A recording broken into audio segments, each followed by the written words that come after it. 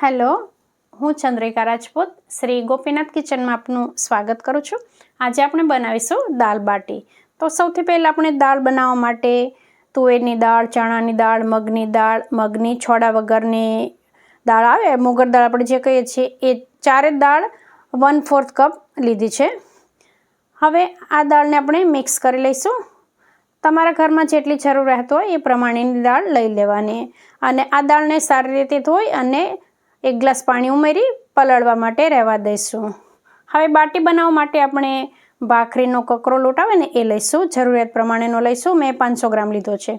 એમાં સ્વાદ પ્રમાણે મીઠું, 2 ચપટી જેટલા સોડા અને દેશી ઘી અત્યારે મેં 3 ચમચા એડ કર્યું છે। પછીથી જેવી જરૂરિયાત લાગે એ પ્રમાણેનું ઘી હું મોણ માટે લઈશ। હવે આ બધું આપણે સારી રીતે મિક્સ કરી લઈશું। હજી ઘીની જરૂરિયાત લાગે છે તો એ પ્રમાણે હું ઉમેરતી જઈશ। અને હા, ખાસ આમાં આપણે સોજી અથવા રવો આનો ઉપયોગ કરવાનો છે, એટલે 3 ચમચી જેટલો મેં રવો લીધો છે। હવે તમે જોઈ શકો છો કે આવું મુઠ્ઠી પડતું મોણ થાય ને એટલું આપણે ઘી ઉમેરવાનું। હવે આપણે હુંફાળા પાણીથી લોટ બાંધવાનો છે। પાણીને થોડું ગરમ કરી લેવાનું, જેમ આપણે લાડવા બનાવીએ ત્યારે ગરમ કરતા હોય છે એવી રીતે, અને એકદમ કઠણ લોટ બાંધી લેવાનો છે। જો અહીંયા આપણો આ લોટ બંધાઈ ગયો છે। હવે એમાંથી આપણે બાટી બનાવી લઈશું। તો આવી રીતે આપણે મીડિયમ સાઇઝની બાટી બનાવી લઈશું અને બાટી આપણે ગોળ બનાવીશું। અને જો આવી રીતની બાટી તૈયાર થાય, આમાં ક્રેક્સ હોય તે, એટલે અહીંયા આપણી બાટી બધી તૈયાર થઈ ગઈ છે। અહીંયા મારી પાસે બાટી મેકર નથી, એટલે હું આવી રીતે બાટીને શેકી લઈશ। હવે આને ઢાંકીને ગેસની મીડિયમ ટુ લો ફ્લેમ પર હું થવા દઈશ અને વચ્ચે વચ્ચે આને હું ફેરવતી રહીશ। એટલે આવી રીતે મેં બાટી શેકી છે એકદમ લો ફ્લેમ પર, એટલે મારે 1.5 કલાક જેટલો સમય થયો બાટી બનતા। હવે જે દાળ પલાળી રાખી હતી એ પાણી આપણે કાઢી લેવાનું અને બીજું 2.5 થી 3 ગ્લાસ જેટલું પાણી ઉમેરી દઈશું અને આને આપણે દાળને 4 થી 5 વિસલ થાય ને ત્યાં સુધી આપણે કૂક થવા દઈશું। હવે જો આવી રીતે આપણે બાટીને ફેરવતા રહેવાનું છે। અત્યારે તમે બાટીનો કલર જોઈશો અને પછી જોઈશો એટલે ખ્યાલ આવી જશે। બાટી અંદરથી કાચી ના રહેવી જોઈએ, એટલે આપણે લો ફ્લેમ પર એને થવા દેવાની। હવે જો આ કલર થોડો ચેન્જ થઈ ગયો। આ બાટી સરસ કૂક થઈ ગઈ છે, પણ બહારથી કલર સારો દેખાય ને એટલે મેં આવી રીતે એને તવા પર લઈ લીધી અને થોડું ઘી એડ કરી દીધું અને આવી રીતે થોડી વાર માટે થવા દીધી। અને પછી આ બાટી થઈ જાય પછી પણ આપણે આમ જ રહેવા દઈશું, ગેસને બંધ કરી દઈશું, એટલે બાટી આપણી ગરમ રહે। હવે દાળ આપણી થઈ ગઈ છે। હવે આ દાળમાં આપણે બ્લેન્ડર નથી ફેરવવાનું, આને આમ જ રહેવા દેવાની છે। હવે આપણે વઘાર કરી લઈએ। તો એક પેનમાં આપણે 2 ચમચા તેલ લઈશું। તેલ ગરમ થાય એટલે રાઈ, જીરું અને હિંગથી વઘાર કરીશું। હવે જો તમારે ડુંગળીવાળી બાટી કરવી હોય તો પહેલાં ડુંગળી સાંતળી લેવાની। આપણે 1 ચમચી જેટલો આદુ મરચાંની પેસ્ટ લઈ લીધી છે અને ત્યારબાદ 1 બારીક સમારેલું ટામેટું લઈ લીધું છે।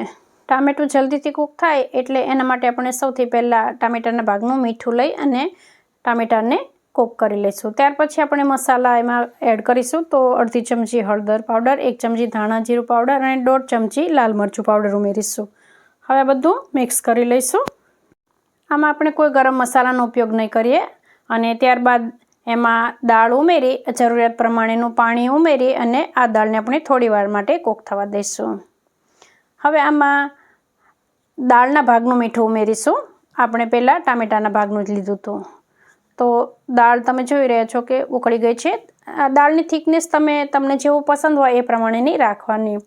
હવે છેલ્લે ધાણા ઉમેરી દઈશું અને લીંબુનો રસ। તો અહીં આપણી દાળ પણ તૈયાર થઈ ગઈ છે અને બાટી પણ આપણી ગરમ ગરમ છે। તો હવે આપણે એક ચૂરમું બનાવી લઈએ। તો 2 બાટી લઈ એનું આપણે ચૂરમું બનાવીશું। તો આપણે હાથથી આવી રીતે થોડું ભાંગી અને મિક્સરમાં ક્રશ કરી લઈશું, જેથી કરીને જલ્દી ચૂરમું બની જાય।